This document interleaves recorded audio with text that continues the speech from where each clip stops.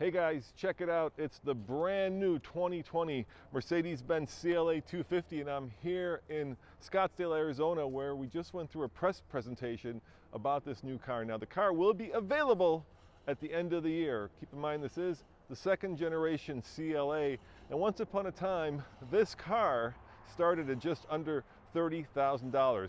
It was a way for you to get into the premium luxury Mercedes brand. In this video, what we're going to do is we're going to do a one take. So we're going to do a walk around of the car. We're going to show you how much room there is. We're going to look in the trunk. We're going to look under the hood. Then we're going to take it for a short ride. And at the end, I'm going to let you know whether you should buy it, lease it, rent it, or forget it. So let's get started with my notes. So Mercedes says that this new CLA250 is longer, bigger, and wider, which is always a good thing in my eyes because, well, it just makes the car look a little bit sportier, a little bit more purposeful. And I think they've done a good job with that. So let's start at the back and see how much room is under the back of the trunk, because let's face it, these four-door coupes, they're always a little tight, even though they're always sexy. Now this slope back here is almost a fastback, making you think of something a little bit more sporty. And what's new, of course, in 2020 is that they've taken the license plate and they've moved it down here like the rest of the Mercedes-Benz lineup, which gives you a little bit more family resemblance. Let's open up the back and let's see how much room is in the trunk. Now keep in mind that I have some of my gear back here, and actually it's very roomy, surprisingly so. And check it out, I don't know if you can see back there, but there's even a ski pass-through, which is always a nice addition to have, especially if you're looking at a car that comes in 4MATIC. Now I'm going to talk about the prices, and I'm going to promise you it's no longer $30,000 because, well, as the second generation gets bigger, gets a little bit more mature, it gets a little bit more expensive. So let's see how much room is in the back. And before I do that, I'm going to actually open this door and show you one thing they've kept from the previous gen, and that is, of course, this right here. It's a frameless window. And that's something similar that they had in the previous gen. It kind of gives you a much more modern, much more, I think, youthful look to a car. And I've put the seat specifically where I normally sit driving, and so we'll see how much room I have. These two-door coupes are always a head compromise because, well, let's face it, if you want slopey, you're not going to get a heck of a lot of leg room or headroom, and that is certainly the case in this car. Now, keep in mind, I am 6'2", so if you're a little bit less tall, then you probably would have headroom, but yeah, I'm not going to be happy back here. Certainly it's a penalty box if you're taking friends out to lunch over a business meeting, but yeah, you want slopey, you're not going to get a lot of headroom. So let's look under the hood and talk about the new power plant. Oh yeah, that's not easy. Now of course you know that this being a German car, it's got to have a 2-liter under the hood, and there will indeed be a 2-liter here. Now this new power plant, or revised power plant, puts out 221 horsepower and 258 pound-foot of torque, and Mercedes says that it will do 0 to 60 in 6.3 seconds, which is pretty darn fast. And it is available, keep in mind, in 2 configurations. There is front-wheel drive, and there's, of course, 4MATIC, which is the all-wheel drive version. And pricing, I'll be curious, once again, it started at $30,000, just under $30,000 back in the day, not any longer. 2-wheel drive, $36,650. All-wheel drive, $38,650. So basically, you're looking at a $2,000 premium to go all-wheel drive. But this car, of course, is nowhere near $36,650 or even $38,550. So let's look at the Monroney and let's see how much our test car is. All right, come on in, hop in. So here we have the Monroney for the car. You can see the fuel economy, 23 city, 33 highway, 27 combined. Check this out, with, yep, a $54,110 price as tested. So you can start at $38,600, but they quickly get very expensive. So for instance, the premium leather in this vehicle is a $1,450 option.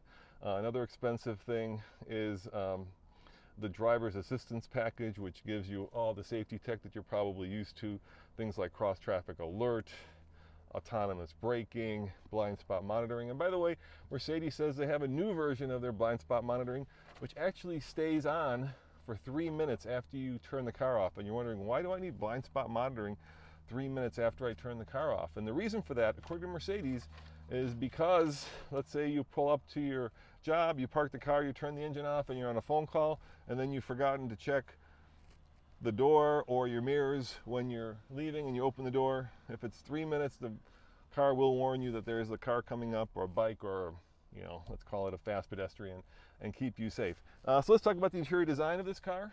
We do have these, which is now becoming traditional, these 3 round air vents, which I think actually are really cool. And there's kind of a real premium quality feel to it.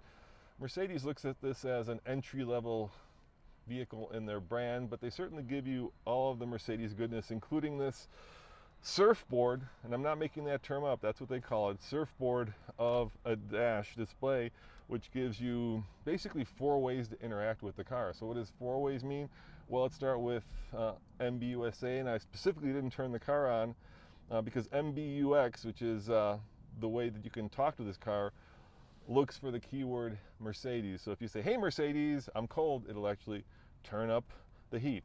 Now the second way is you've got these buttons on the steering wheel, which are interactive, which lets you do things like obviously volume, cruise control, and then multi-functions here. That's the second way you can interact with the car. The third way is this is actually a touch screen.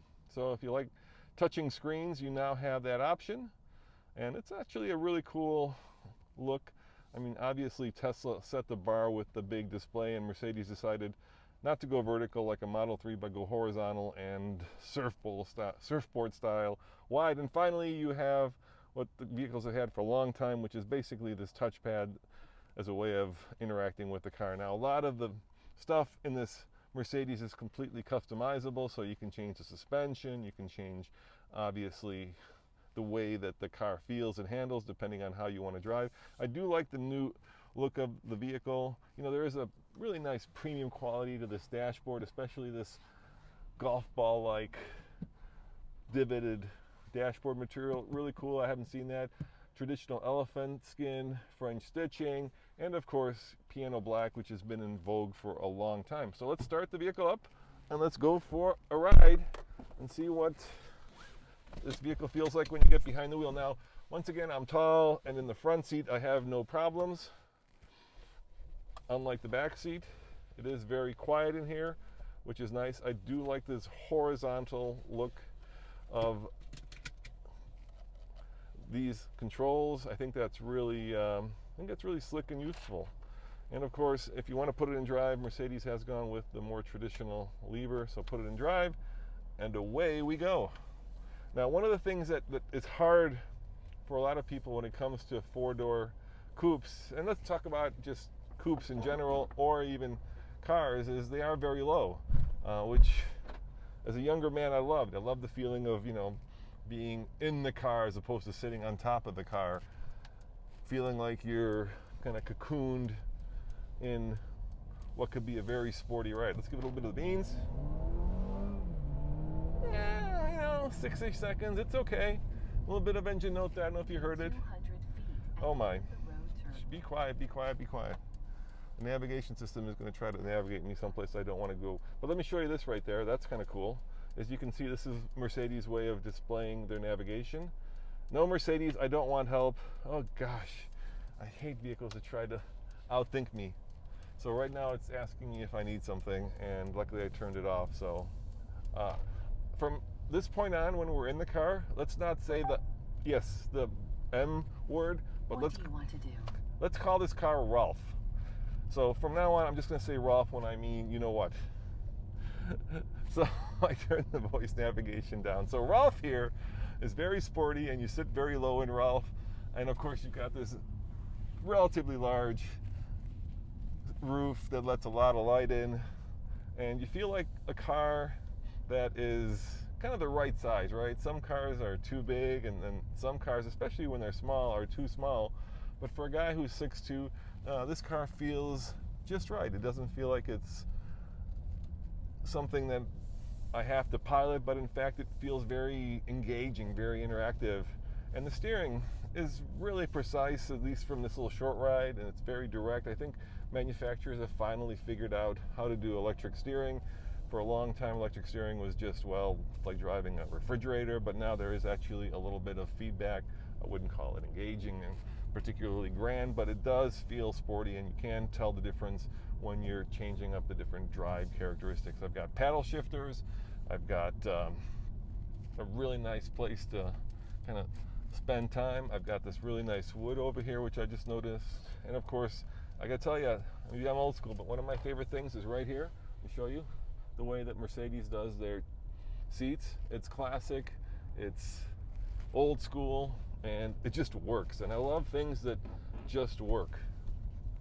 Dual climate controls, of course, and 2 cup holders. What more could you want? And of course, not a bad place to rest your arm if it wasn't sloping like a waterfall. So if you like putting your arm up here, well, you're gonna have to open the window to do that. So now that we've come back to our little start point, let's go outside. Let's take one final look at it, and I'll give you my buy it, lease it, rent it, or forget it rating on the new CLA250. Let me back it up here. Nice camera, very sharp. Back in the day, I always felt like the manufacturers were using potatoes instead of cameras, but I think they've gotten the message that that is no good. So let's come on out. All right, so here's the thing about any Mercedes-Benz.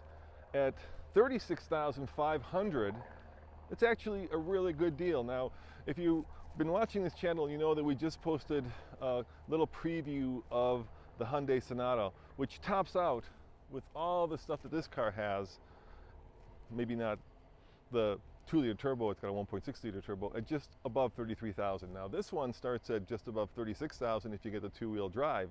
So in the Hyundai Sonata, which is also a sedan, you're getting, you know, a lot of value, but you're not getting that 3-pointed star, right? You're not getting the Mercedes brand's cachet. And the question that I always ask myself is, how much is that worth to me? And how much is that worth to you? Because for less money, you get more car, but you don't get that entry premium Mercedes-Benz luxury. And I think you don't get that kind of, you know, cachet when you go pick up your friends or you give it over to the valet. And I think that's worth a lot. Is it worth $10,000, $15,000? Probably not, at least not in my mind. So for that reason, I'm gonna give this Mercedes-Benz a lease it on the TFL scale of buy it, lease it, rent it, or forget it. Guys, once again, thank you for watching this quick, early, I would call it a buddy review, but it's just me and you, so maybe you're my buddy on this ride. And remember, go back to tflcar.com for more news, views, and real-world Mercedes-Benz reviews. See you guys next time. Ciao.